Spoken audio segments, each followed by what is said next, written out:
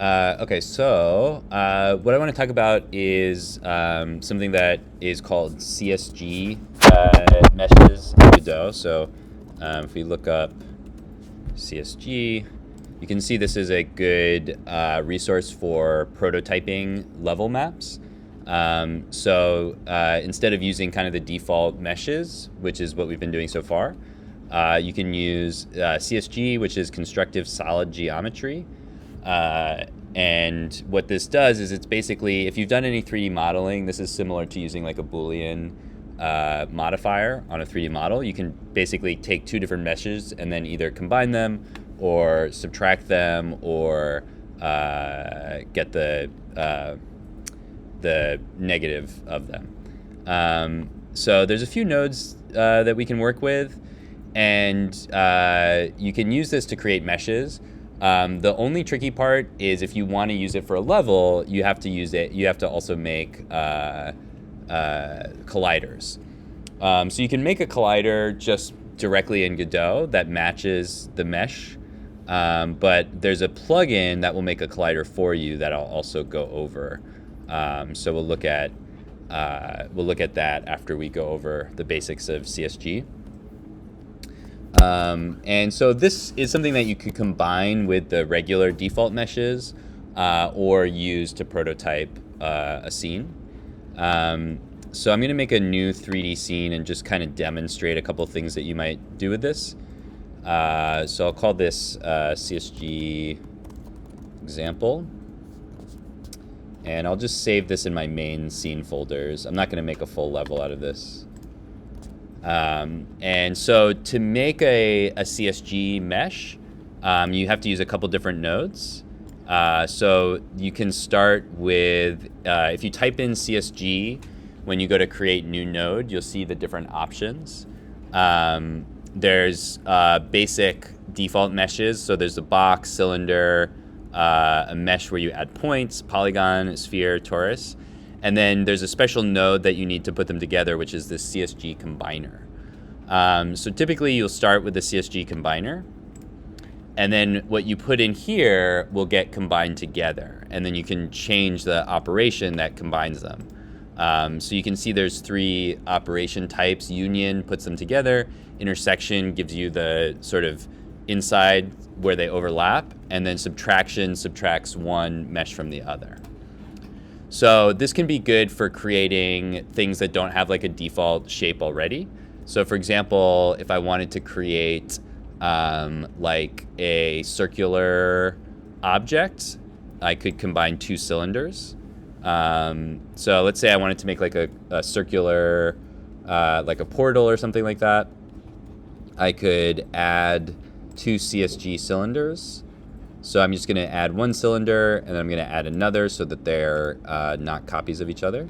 I accidentally added the first one as a child of the second one. I didn't mean to do that, so I'll just drag this up here so that they're just part of the CSG combiner and they're siblings. And so with the CSG, you can see there are some added editing elements. So you don't have to edit the mesh over here like we've been doing. You can drag on these little red dots, and it will change the size of the mesh. So actually, I'm going to delete the second one for a second and just edit this one. So I'm going to make this a little wider, like that. And I'm going to make it a little less. Oh, I have snapping on. I'm going to turn snap off for a second. So I'm going to make it a little less tall and a little wider, like that. And then you can use these sliders over here to set it to specific units as well. You don't have to use the red dots, but the red dots are there. And then we can also increase the number of sides to give it more, make it more round. So that's our first object. And then I'll choose the combiner node and add another cylinder. And then you can see that cylinder right there. I'm going to increase the height a little bit and increase the radius a little bit. And then I'll set the same number of sides, 24. And so right now we can, the meshes are just regular, But if I go back to my combiner, you can see the operation is union. So that's giving me the meshes together. If I do intersection, that should change. Let's see if I do subtraction. Okay, that's not updating it. Let me see if I need to...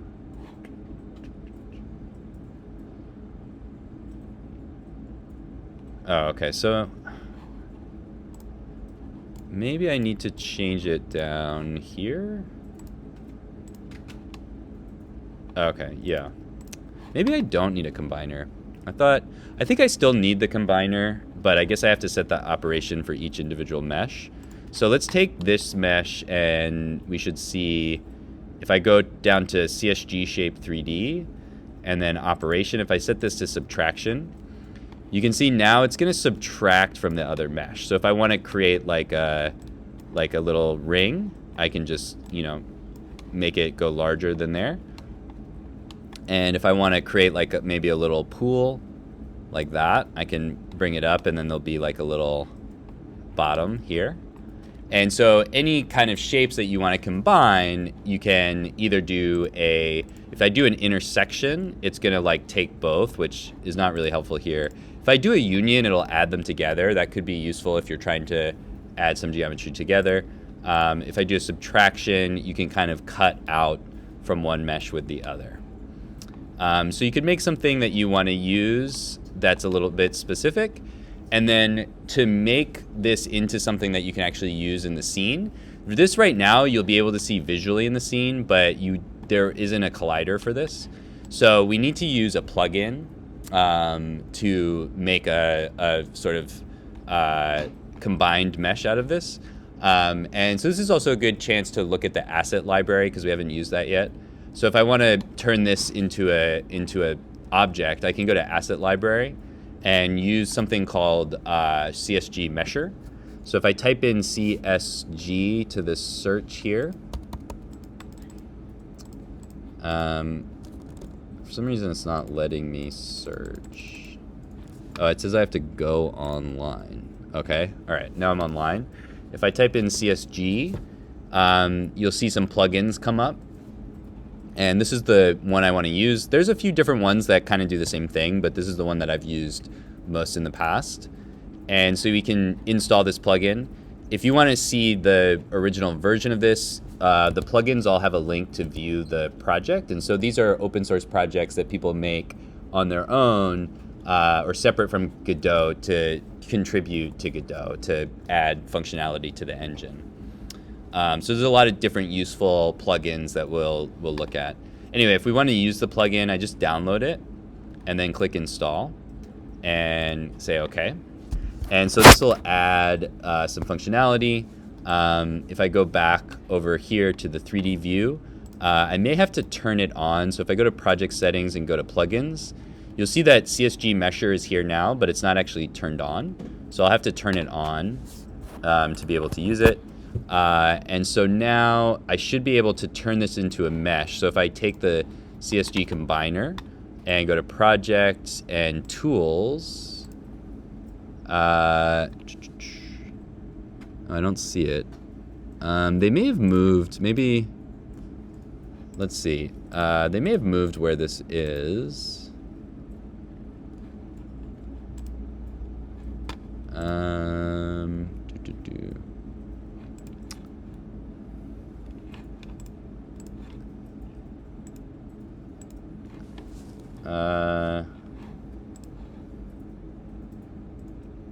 I don't see the,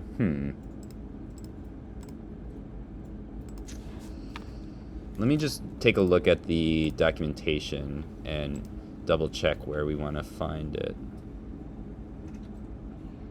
Oh, it's a separate node. Okay, whoops. Okay, yeah. I thought we could apply it to the existing node, but it's a separate node. So let's add a node.